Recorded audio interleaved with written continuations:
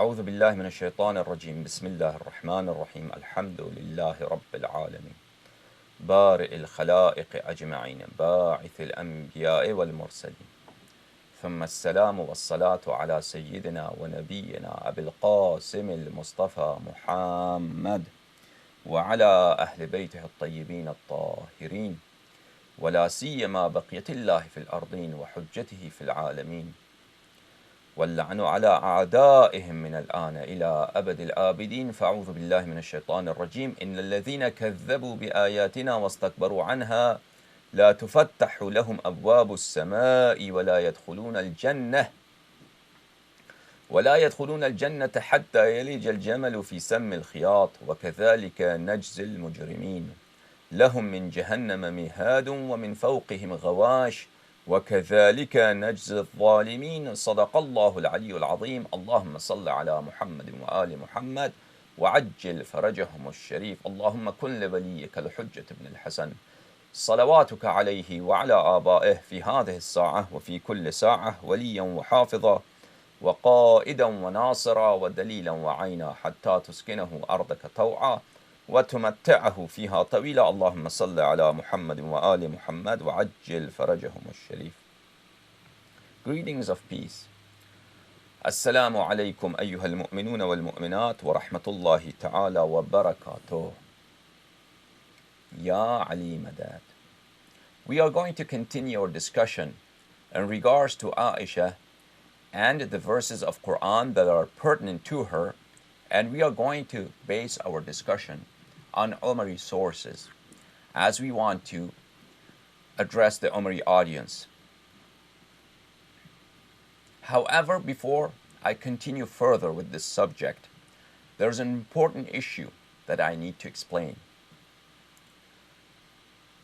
When we speak about Abu Bakr and Umar and Uthman and Aisha and other important personalities that the Umari congregation evince great admiration and respect towards them, and we bring forth plethora of evidence and proofs and undeniable arguments from their own books that these individuals are not as holy as the Umari congregation would claim. Rather, these individuals' characters are stained with ignorance, with oppression, with sins, and with debauchery and with depravity that's not becoming to any Muslim, let alone to the Imams of the Muslims.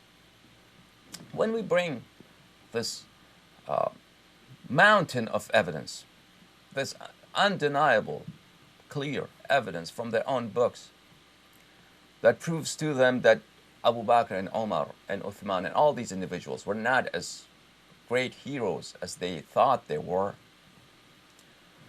what reaction do we see from the Umari scholar? The Umari scholar has two choices. Either he accepts the Shia arguments, and that would mean that his madhab has been invalid and has been a blasphemy and a defiance of Allah subhanahu wa ta'ala and the Nabi sallallahu alayhi wa sallam from day one. That they cannot do. Or they have to come forward and bring counter arguments to reject our points, to reject our proofs, and that's not possible for them either. So what do? They have to save face before their audience, before the world, before the other people.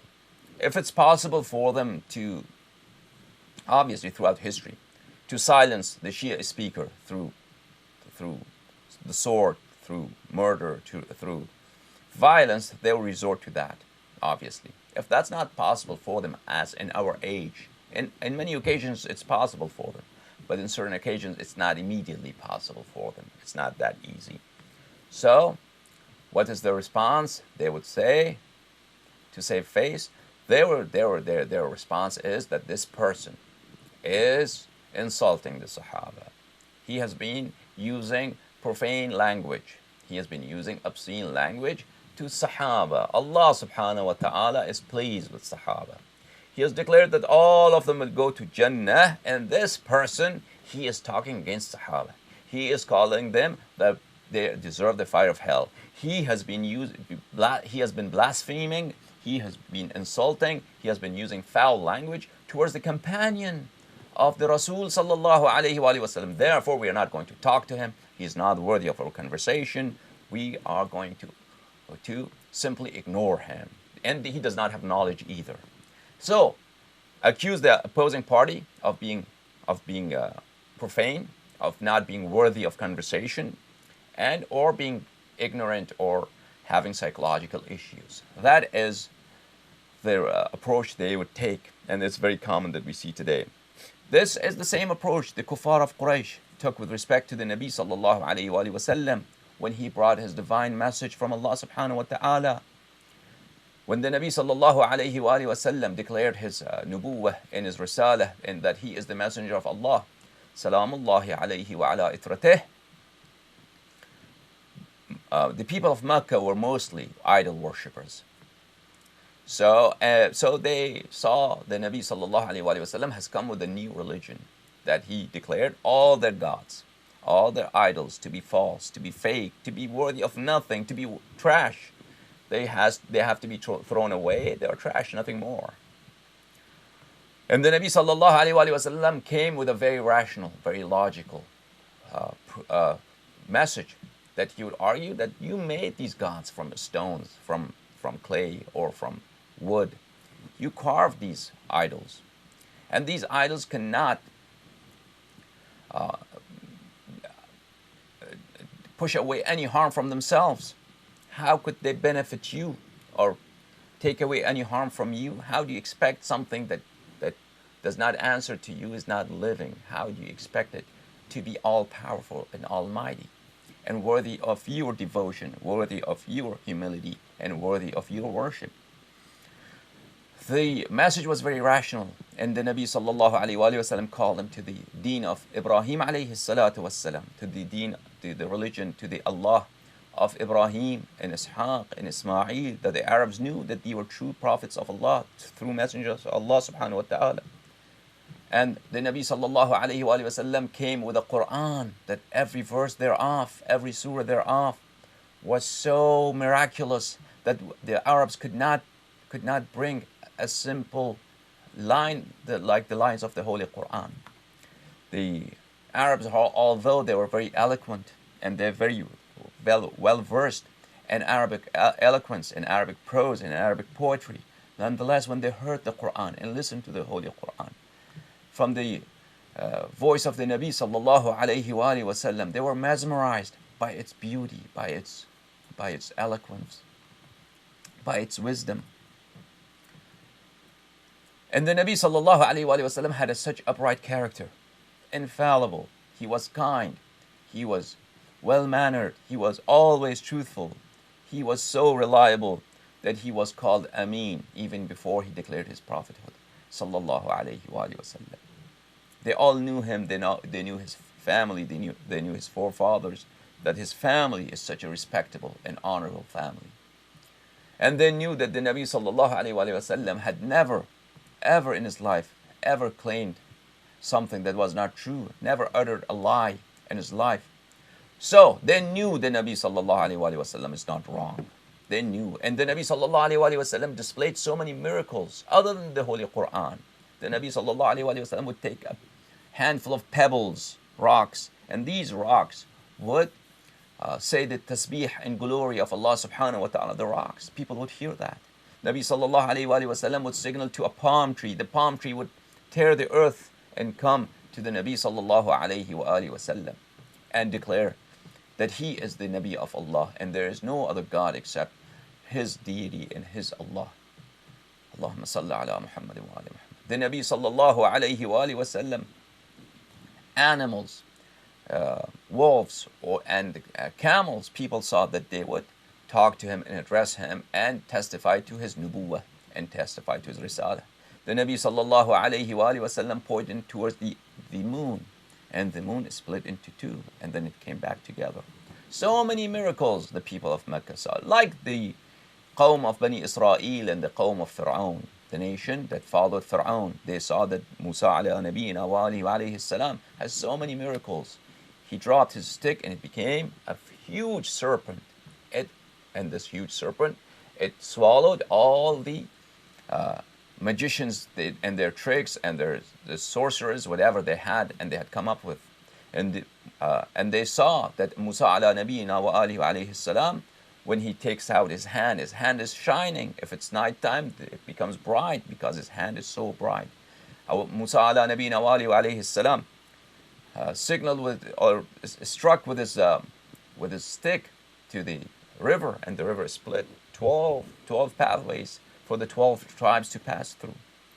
And Banu Israel knew that he is the messenger of Allah subhanahu wa ta'ala. Nonetheless, they always asked him to make idols for them, for Bani Israel. Not only the people of Fir'aun who did not believe in Musa ala nabiyina wa alayhi salam anyways, and who were destroyed, but also Banu Israel, the children of Ishaq alayhi salam.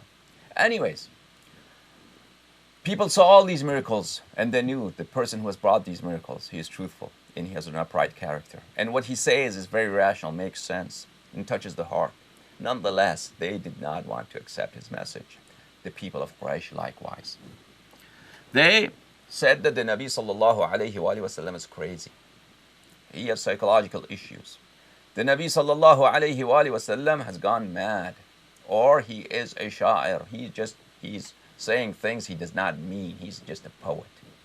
Or the Nabi sallallahu alayhi wa sallam has very bad manners, that he is swearing at their gods, that he is being profane to their gods, to their deities, to their forefathers. He's calling their gods void and invalid. This is the tafsir of Qummi, Ali ibn Ibrahim Qummi, a Shia tafsir. Let me read to you this narration. Tafsir Ali ibn Ibrahim al-Qummi, he is one of the teachers of Kulayni rahimahullah, the author of Al-Kafi. This is the first volume, published by A'lami Foundation in Beirut at year 1412, 1991, in Beirut. In the tafsir of Surah Al-Hijr, page number 381, the Quraysh, after the Nabi sallallahu alayhi wa alihi wasallam declared that he is the messenger of Allah, he has come with a new deen, the new set of laws, with a new way of life for mankind until day of judgment. And Allah has truly sent him, and Quraysh knew that he was rightful, that he is truthful. Nonetheless, they did not want to accept his message. Until last day, they did not accept his message. They came to Abu Talib alayhi salam. Ya Abu Talib, inna ibn akhika qad saffaha ahlamana wa sabba alihatana. O Abu Talib, your nephew, Abu Talib ala nabiyina wa alihi wa alayhi salam. Salamullahi ala Abi Talib. He was like a father to the Nabi sallallahu alayhi wa sallam. He raised the Nabi sallallahu alayhi wa sallam from the time that he was an infant, from the time that he was born, because when he was born, Abdul Muttalib alayhi salatu wasalam was very old, and Abdullah alayhi salam had passed away, and Abdul Muttalib alayhi salam gave Rasulullah sallallahu alayhi wa alayhi to Hazrat Abu Talib alayhi salam's care. So he was like a father. He raised the Nabi sallallahu alayhi wa sallam. Quraysh came to Abi Talib. Inna ibn akhika qad saffaha ahlamana. Your nephew, he has declared that we are irrational, that we are fools, because we are worshipping these gods, these idols. Your nephew has declared us to be fools, to be irrational. Our way of life is irrational. Our way of worship is irrational. وَسَبَّ آلِهَتَنَا. And this is important, my dear viewers. And your nephew has profaned our deities. He has blasphemed our deities. He has used foul language in regard to our gods. He has, in other words, he has insulted the Sahaba. He has insulted the gods. Insult. The Nabi sallallahu alayhi wa sallam could never ever use inappropriate words. I'm not saying that he might not have used harsh words with respect to the deities. I do not know exact words, because all the things the Nabi sallallahu alayhi wa sallam has said has not been narrated. Nonetheless, whatever he said, Nabi sallallahu alayhi wa sallam, even if they were harsh, they were appropriate. They must have been appropriate with respect to those gods. We as Muslims believe that. Why? Because the Holy Quran says, Bismillah ar-Rahman ar-Rahim, وَإِنَّكَ لَعَلَى خُلُقٍ عَظِيمٍ. Verily, you have such high and such great way of conducting yourself. Khuluq, your manners, your way of conducting yourself is so great, so immensely correct, and so immensely admirable. وَلَقَدْ كَانَ لَكُمْ فِي رَسُولِ اللَّهِ صَلَّى اللَّهُ عَلَيْهِ وَآلِهِ أُسْوَةٌ حَسَنَةٌ. For the whole mankind. And the Nabi sallallahu alayhi wa sallam is an excellent, a beautiful role model for you to emulate, to copy, to perform like he has performed. Anyways, the Nabi sallallahu alayhi wa sallam was accused of using bad words with respect to the deities of Quraysh. And causing disunity, of course, that one also. وَأَفْسَدَ شِبَابَنَا. He has corrupted our youth. وَفَرَّقَ جَمَاعَتَنَا. And he has caused disunity. We want to be one. We, the people of Mecca, want to be united. We want to be one, brothers and sisters. This man, he has come with this message. Abu Talib, alayhi salam. Oh, Abu Talib, listen to us. He's causing disunity. He's causing fitna. He's causing, what he's doing is going to cause bloodshed amongst us. This was the message, this was the response of the Quraysh to the Nabi sallallahu alayhi wa sallam and his message. Obviously, the Nabi sallallahu alayhi wa sallam was not profane. Of course. And whatever words that he used for the idols of Quraysh, they were appropriate. And the Nabi sallallahu alayhi wa sallam did not cause disunity. Who caused disunity were the people of Quraysh because they did not accept a very reasonable, the blessing of Allah, light of Allah, the way of Allah, to be blessed in this life and the hereafter. The Nabi sallallahu alayhi wa sallam has brought to them the sa'adah, the bliss of this life and the hereafter, and they do not accept that. And they are the ones who resort to violence against the Nabi sallallahu alayhi wa sallam. They conspired to kill him in the year 13 from his declaration of Risalah. The kuffar of Quraysh conspired to kill him. The Nabi sallallahu alayhi wa sallam migrated to Medina, not because Medina has a better climate or anything else, because he would have been killed if he had stayed in Mecca. The Nabi sallallahu alayhi wa sallam left Mecca because he had no choice. He would have been either killed in Mecca or he had to migrate and flee the kuffar of Quraysh to Medina. So they were the ones who were being fooled. They were the ones who were being violent. They were the ones who were being biased and not accepting a very rational message, a very true message, a very evidently true message from Allah subhanahu wa ta'ala. And they were accusing the Nabi sallallahu alayhi wa sallam of being profane, of being blasphemous, of causing disunity, and of insulting them and their gods. The same issue has been narrated, my viewers, by At-Tabari. This is the history of Tabari.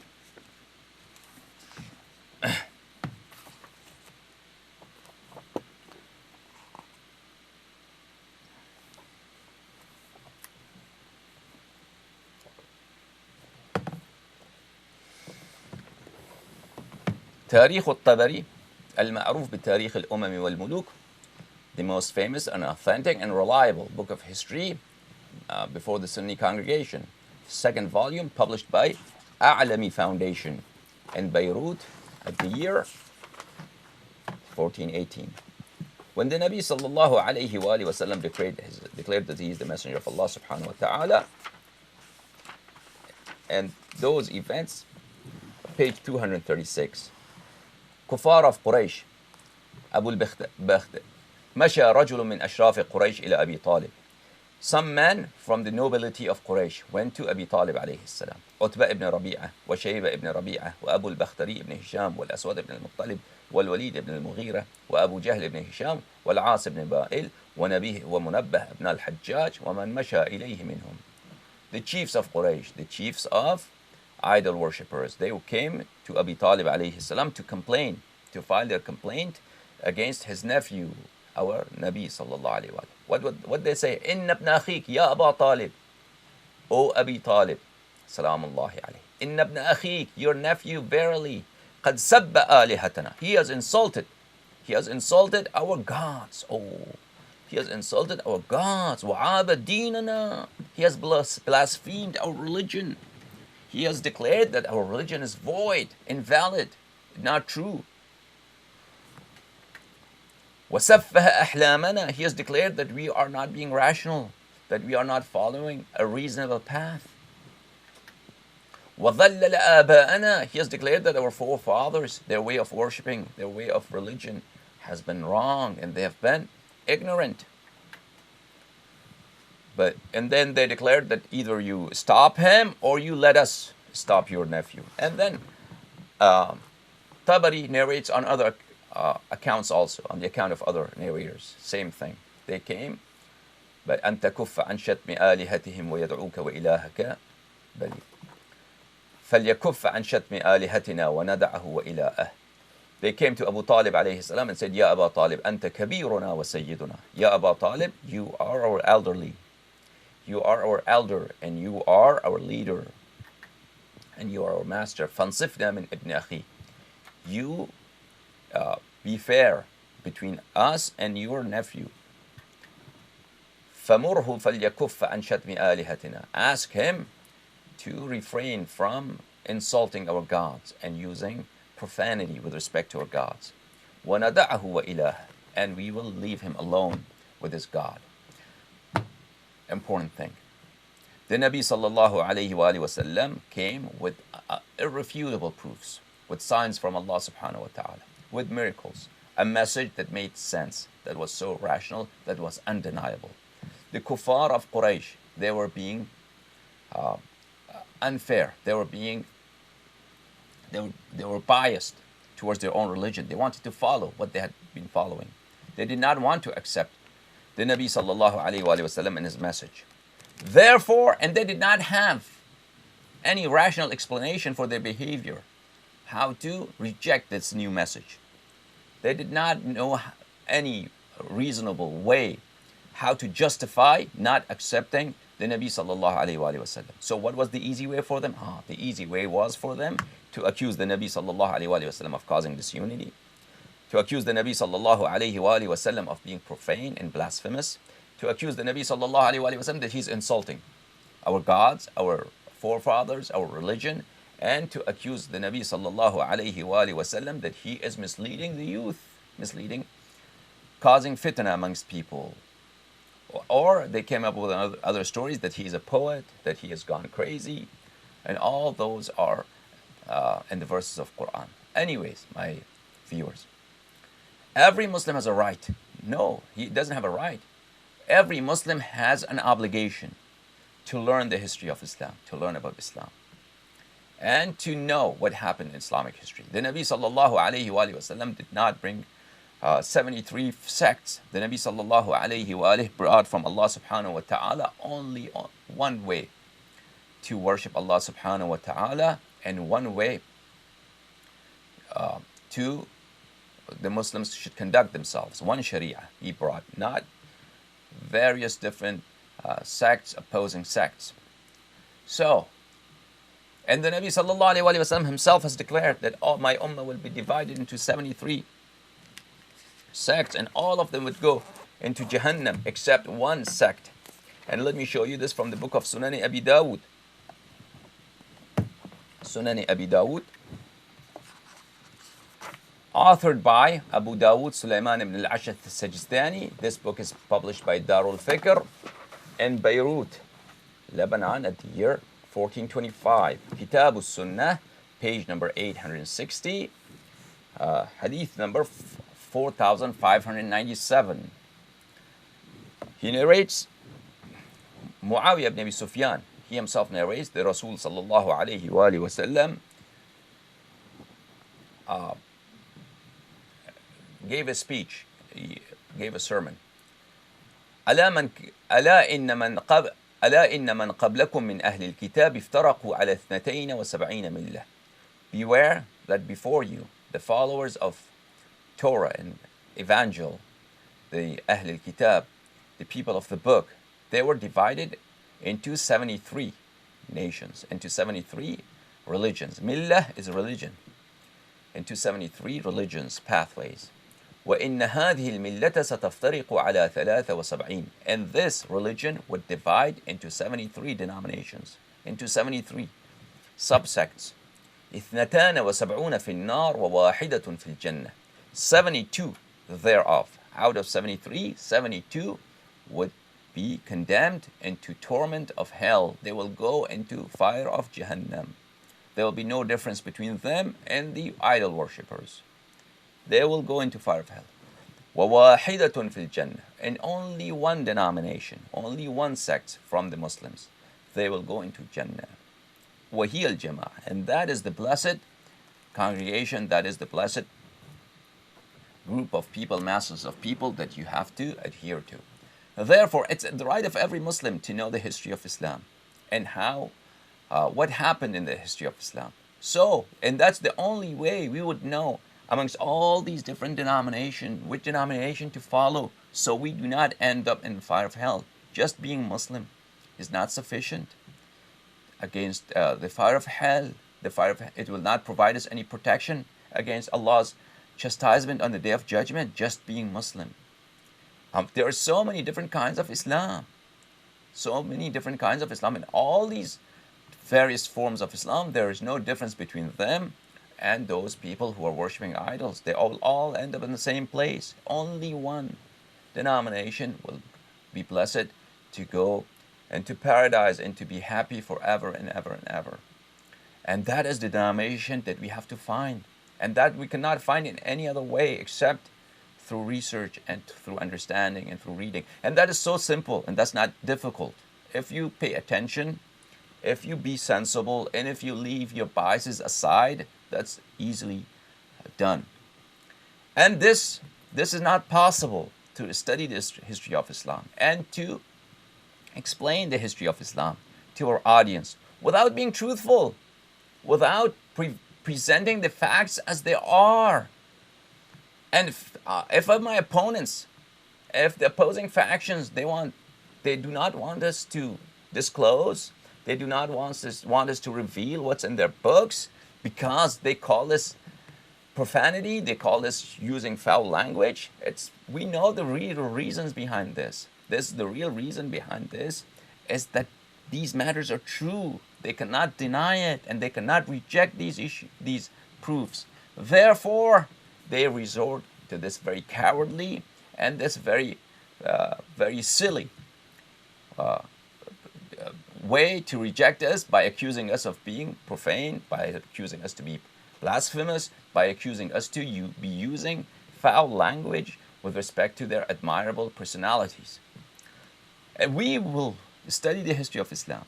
And the history of Islam, if it indicate to us that a certain person was a bad person, he committed things, he did things that makes him a very, very bad person. It's our right, no, it's our obligation to know that and to tell ourselves and tell our kids and tell our communities that the conclusion of our research based on all of this evidence indicate that such a person is not worthy of your respect. And he was indeed a person who caused so much transgression and oppression and ignorance in the history of Islam. And this goes about most Sahaba, about most companions of the Nabi sallallahu alayhi wa sallam. And if any Shia scholar or Umari scholar is not happy with this, then it's their own problem. They have some reasons because of which they want us to be silent, and we are not going to be silent. We have to defend our faith. We cannot ever forget what happened to Imam Hussein alayhi salam in Karbala. We will never forget what happened to Zahra salamullahi alayha after the Nabi sallallahu alayhi wa sallam. We will never forget how Amir al-Mu'mineen alayhi salatu wassalam was treated after the Nabi sallallahu alayhi wa sallam passed away. And we do not have any respect for those criminals who committed all these crimes and who founded this chain of events that even today, because of which people are killed, people are murdered, people are slaughtered everywhere in the world. We cannot forget that until we correct this chain of events from the top, from the beginning, and recognize that those individuals are not worthy of following this chain of events of debauchery and killing and murder and massacre and loot and rape. It will continue. New ISIS will come, new Taliban will be born in every century, in every age. We have to explain to our people. And this is possible. This is something doable. If the Shia ulama do not betray the Ahlul Bayt alayhim as-salam, if the Shia youth do not follow the corrupt ulama who are betraying Ahlul Bayt alayhim as-salatu was-salam, if the Shia youth support Ahlul Bayt alayhim as-salatu was-salam and present the events of Islam, the true face of Islam, to the world and to the other Muslim communities and to the Umari communities, so they know. How was Iran during the time of Al-Allama al-Hilli? How was Iraq during the time of Al-Muhaqqiq al-Tusi? Shias were a small minority, very small minority. Today, Iraq is a Shia majority country. Likewise, Iran is a Shia majority country. Why? Because scholars. Al-Allama al-Hilli, he devoted himself. Al-Muhaqqiq al-Tusi and the scholars after them, they devoted themselves to explaining the issues correctly and not hide, unless it was necessary, not hide facts unless it was truly necessary in a certain situation. Those situations are exceptions. It's not the course that always has to be upheld. Thank you so much for watching me. Inshallah tabaraka wa ta'ala. I hope that this campaign that certain individuals and Shia scholars, because they want to be leaders of the world, at least they want to be the leader of the Islamic world. And they will not be the leaders of Islamic world if the Umaris think that the Shia do not like Abu Bakr and Umar. Therefore, they want the Shia to compromise their faith, their iman, so they could become the Wali Amr al-Muslimin. They could become the leader, caretaker of Muslims. No, we are not going to compromise on our faith. We are not going to hide facts from our children. We are not going to hide facts from the world. We are not going to betray Zahra salamullahi alayha. We are not going to betray Amir al-Mu'mineen alayhi salatu wassalam.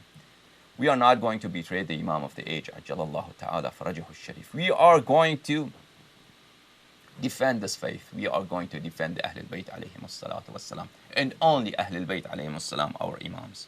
Nobody else is my Imam. Nobody else is my Caliph. I don't care how big is his turban. No alim can ever convince me that I have to compromise my faith, that I have to be soft against the enemies of Ahlul Bayt alayhim as-salatu was-salam. If any one of them thinks that he's man enough, he has knowledge, he can prove that my method and my way of presenting facts is against the Ahlul Bayt alayhim as-salatu was-salam, I ask them to come forward and talk to me. This is the book of Al-Ihtijaj of Tabarsi, rahimahullah ta'ala.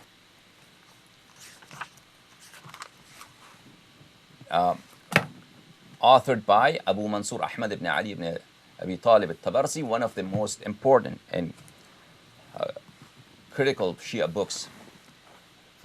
Volume 1, published by Uswa Publications in Qom, Iran. In this book, there are several narrations at the beginning of this book. And he mentions his sanad to this book. He narrates from Al-Imam al-Hasan al-Askari alayhi salatu was-salam, a number of narrations with the same isnad in the beginning. Said our Imam, Al-Imam Abu Muhammad, Al-Imam al-Hasan al-Askari, the 11th Imam, salamullahi alayhi, that my forefather, Ja'far ibn Muhammad alayhi salam, said, من كان همه في كسر النواصب عن المساكين من شيعتنا. Whoever he is dedicated and devoted to defeat the nawasib, to break and to smash the nawasib. Kasr nawasib, smash the nawasib. عن المساكين من شيعتنا. Whoever is devoted and its purpose, he endeavors towards this end, to smash the nawasib away from the masakin min shi'atina, from our poor Shia, from our Shia who are not very informed about their religion, about their deen, about the history of Islam. الموالين حمية لنا أهل البيت من شيعتنا الموالين, those Shia who love us, and he smashes those nawasib away from our Shia. حمية لنا أهل البيت, because he has honor, he has غيرة, he has this strong urge and zeal in himself. He wants to defend أهل البيت عليهم الصلاة والسلام. يكسرهم عنهم ويكشف عن مخازيهم. Such person smashes them away, smashes the nawasib away from the Shia. ويكشف عن مخازيهم, and discloses their humiliating facts, disclosing their humiliating facts. ويكشف عن مخازيهم, he comes and reveals facts about Abu Bakr, about Umar, about Nawasib that humiliates them, that puts them in shame. ويبين عوراتهم, and he comes and he discloses their private parts. Awrah is the private part. However, this here is it indicates humiliating facts that would make Nawasib ashamed of themselves. If such a person comes in order to smash the Nawasib, he meant, come here, I tell you who is Ayesha, who is Abu Bakr, who is Umar. He discloses the facts from their books. ويفخم أمر محمد صلى الله عليه وآله وسلم, and such a person comes and smashes the Nawasib, the enemies of Ahlul Bayt alayhim as-salatu was-salam, and then glorifies Muhammad wa ali Muhammad alayhim as-salatu was-salam, exalts Muhammad wa ali Muhammad alayhim as-salatu was-salam, and introduces to people the fada'il, the excellent virtues of Ahlul Bayt alayhim as-salatu was-salam. جعل الله تعالى همة أملاك الجنان في بناء قصوره ودوره. Allah subhanahu wa ta'ala commands the angels in paradise, in Jannah, to construct for him castles, construct for him houses and residences in paradise. يستعمل بكل حرف من حروف حججه على أعداء الله أكثر من عدد أهل الدنيا أملاكا. In proportion to every letter, not every word, every letter that this person uses in this life to smash the Nawasib, to glorify Ahlul Bayt alayhim as-salatu was-salam, in proportion to every letter, not every word, every letter of his speech, to build a residence, build a castle for him in Jannah. بلي قوة كل واحد بلي أكثر من عدد أهل الدنيا أملاكا. Not a castle for every letter. For every letter, build castles more than properties in this world. Subhanallah. This is unimaginable.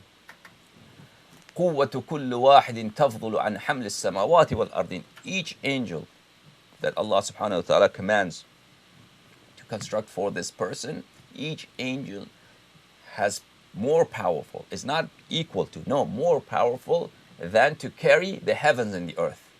Such giant angels. فَكَمْ مِنْ بِنَا وَكَمْ مِنْ نِعْمَةٍ.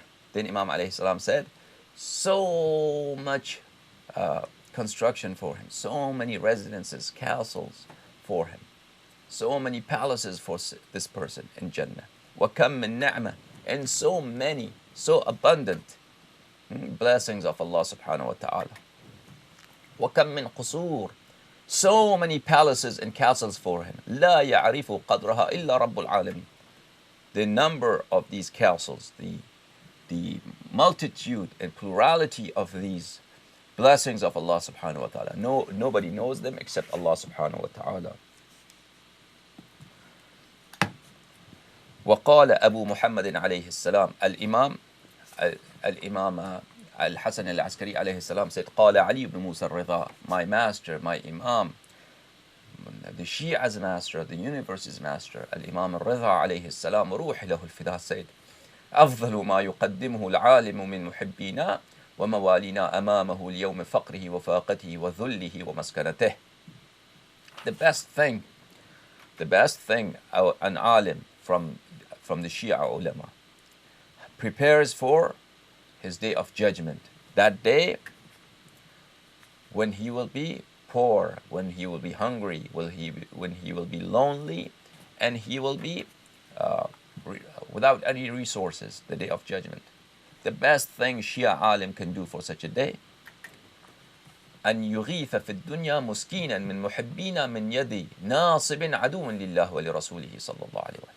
The best thing he can do to prepare for the day of judgment for alim is to help a Shia, to help يغيث, to help, to come to the help of a Shia in this world. مسكينا من محبين, a Shia who is not very knowledgeable in religion, a Shia who is poor in religion, not well informed in religion, to help him.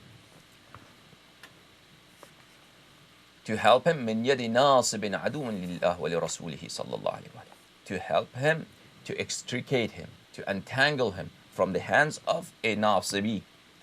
A nasibi, that's the enemy of Allah, enemy of Rasul sallallahu alaihi wasallam. And who is nasibi? Anybody. So many nawasib in Shia wardrobe. So many nawasib in Shia wardrobe. Nasibi is not just Ibn Taymiyyah, Ummah TV channel and Takbir TV channel.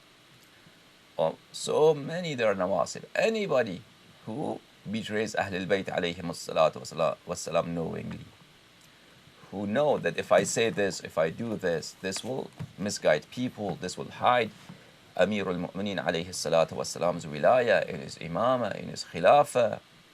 If I do this, if I say this thing, for instance, it will protect the enemies of Ahlul Bayt alayhim as-salatu was-salam. For instance, if I say that please do not mention the bad things about Ayesha, about Abu Bakr, about Omar. Of course, this if I hide myself,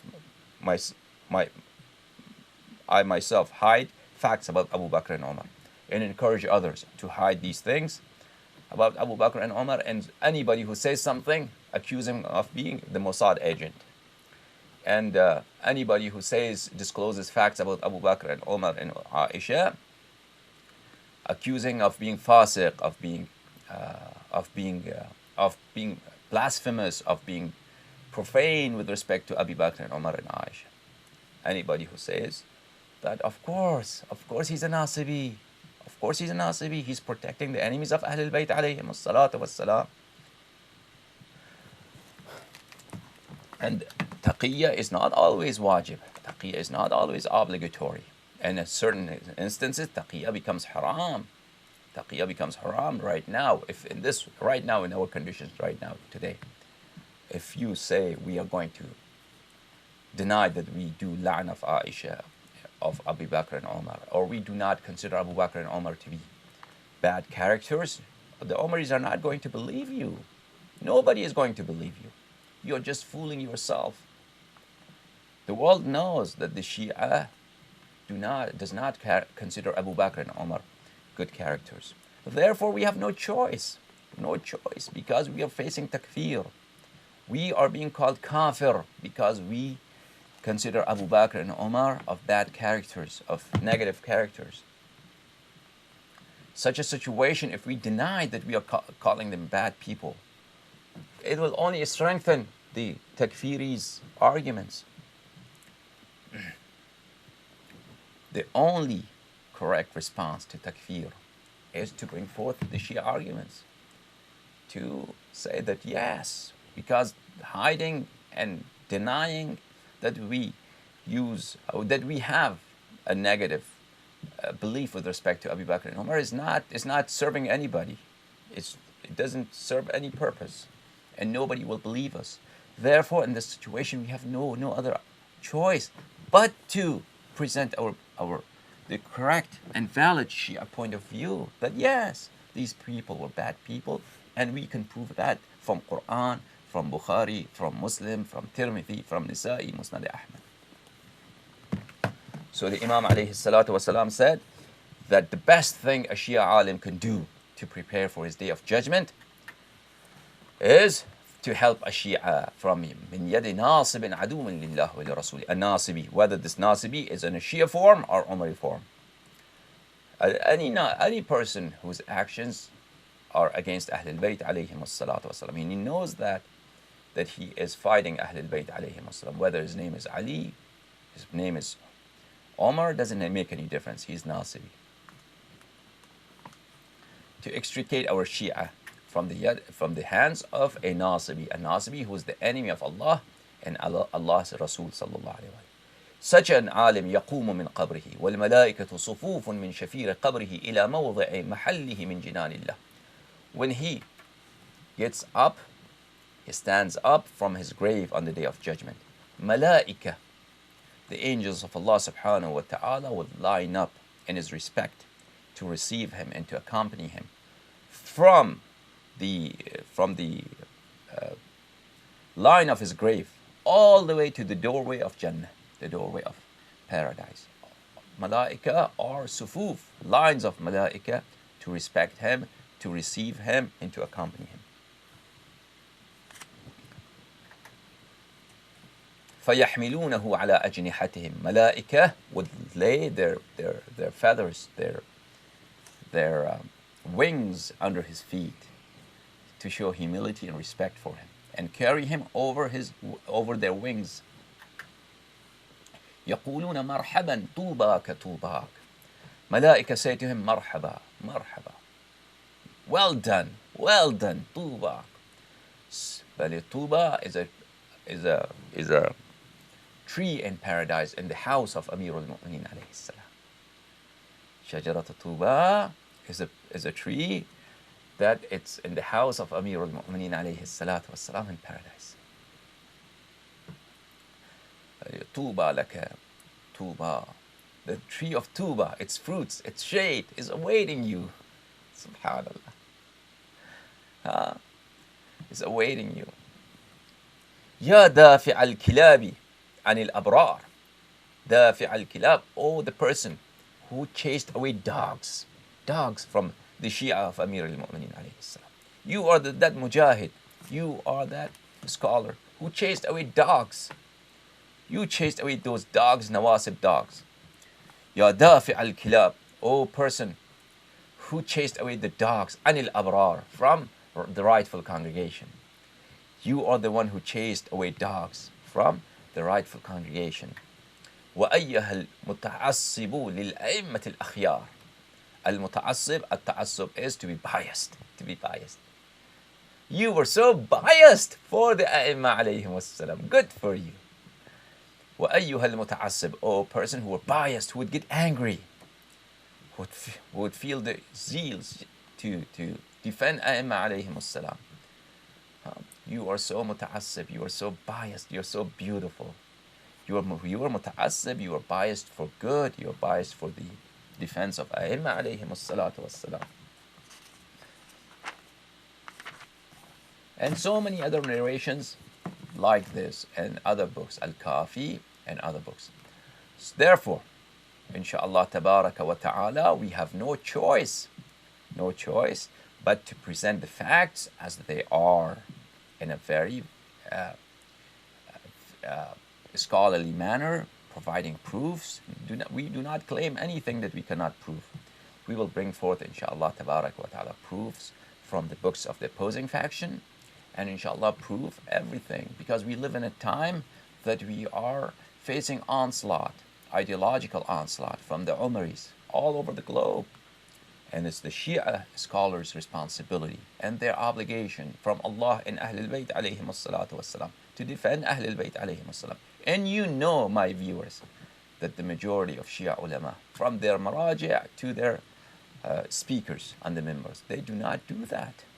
They defend the maraji'iyya, they defend the Hawza, they defend the Iranian government, they defend Iranian politics. But who is defending Ahlul Bayt alayhim as-salatu was-salam? Very few. In an effective manner, who is defending? Who is defending Ahlul Bayt alayhim as-salatu was-salam? Very few. Very few. Those are the chosen ones. Those are the good ones. Allahumma salli ala Muhammadin wa ali Muhammad. Allahumma kun li waliyyika al-Hujjat ibn al-Hasan. صلواتك عليه وعلى آبائه في هذه الساعة وفي كل ساعة وليا وحافظا وقائدا وناصرا ودليلا وعينا حتى تسكنه أرضك طوعا وتمتعه فيها طويلا. اللهم صل على محمد وعلى محمد. يا علي Madad.